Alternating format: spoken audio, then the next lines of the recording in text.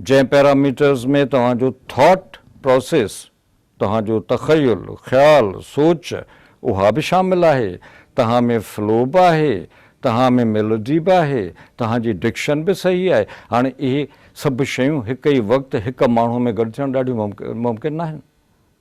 कंहिं में कंहिंजी घटिताई हूंदी, कंहिं में कंहिंजी वधाई हूंदी, ऐं पोइ अहिड़े नमूने सां असांखे जुदा जुदा हीरोज़ ठाहिणा था पवनि। उस्ताद बुखारी तमामु सुठो शाइर, तमामु घणो फ्लो आहे, आम माण्हुनि जी ॻाल्हि थो करे, आम माण्हुनि जा लफ़्ज़ इस्तेमालु थो करे, उहा पंहिंजी जाइ ते आहे। असांजा शमशेर हैदरी आहे, तमामु सुठो शाइर आहे, तमामु ऊचे क़िस्म जी शाइरी थो करे, पाबंद बि आहे, तौर माप जा निज़ाम सभिनी दोस्तनि वटि मौजूदु आहिनि। पर सुवालु इहो आहे त असां इहे सभु वसफ़ूं कहिड़े माण्हूअ में ॻोल्हणु चाहियूं था ऐं छो था ॻोल्हणु चाहियूं? कहिड़ी ज़रूरत आहे? छा असांखे पंहिंजा मुख़्तलिफ़ फील्ड्स में मुख़्तलिफ़ अंदाज़ सां हीरोज़ पसंदि न आहिनि? सो मुंहिंजे ख़्याल में इहो बहस अजायो आहे त शेख अयाज़ खां पोइ हाणे अचो त ॿिए माण्हू कंहिंखे पग ॿधायूं, हाणे उहो असांजो वॾो थिए।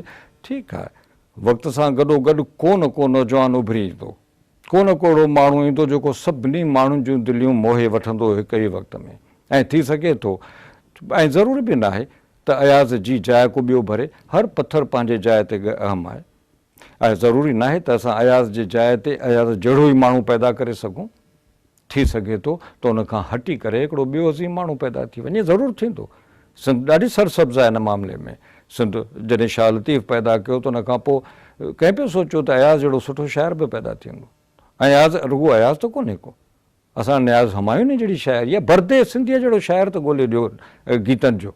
मां नथो पायां त हिन सॼे सब कॉन्टिनेंट में असां वटि हिंदुस्तान, पाकिस्तान, ॿिया मुल्क मिलाए बर्दे सिंधीअ जहिड़ो बहितरीन गीतकार को ॿियो पैदा थी सघियो हूंदो। असां उन माण्हू खे विसारे छॾियूं जेके वीचारा कोशिश जे बावजूदि बि लाइम लाइट में नथा अची सघनि, पंहिंजे पाण खे कंहिं नमूने सां ज़ाहिर नथा करे सघनि, या लो प्रोफाइल रखी पासीरा वेठा आहिनि। उन्हनि माण्हुनि खे असां नज़रअंदाज़ था करे छॾियूं। पर जेकॾहिं ॾिठो वञे त कंहिं न कंहिं रीति, कंहिं न कंहिं तरह सां को न को माण्हू पंहिंजे पंहिंजे फील्ड में माहिर आहे, ऐं उनखे रिप्लेस करण जी ज़रूरत असांखे कान्हे का। असां वटि शाइर आहिनि, सुठा आहिनि, नसर नवीस आहिनि, सुठा आहिनि। ईअं चइजे त जमाल अबड़ो साहिबु गुज़ारे वियो, हिन दुनिया में कोन रहियो, हाणे अचो त जमाल अबड़े साहिब जी रिप्लेसमेंट ॻोल्हियो।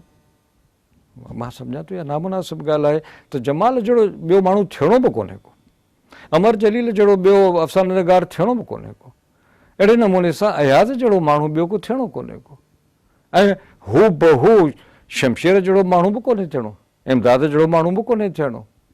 सो हर माण्हूअ खे पंहिंजी पंहिंजी हिकिड़ी इनफ़रादियत आहे, उन में ख़ासि ख़ासियत आहे जंहिंजे करे हू जीए थो ऐं अमर थिए थो, अॻिते हली उनजो नालो थिए थो, ऐं उनजी शाइरीअ खे माण्हू ॻाइनि था उन अंदाज़ सां, उन मौक़े ते, उन्हनि हालतुनि में। तंहिंजे करे मां नथो सम्झां त अहिड़े क़िस्म जी बहस करण मां को फ़ाइदो थींदो।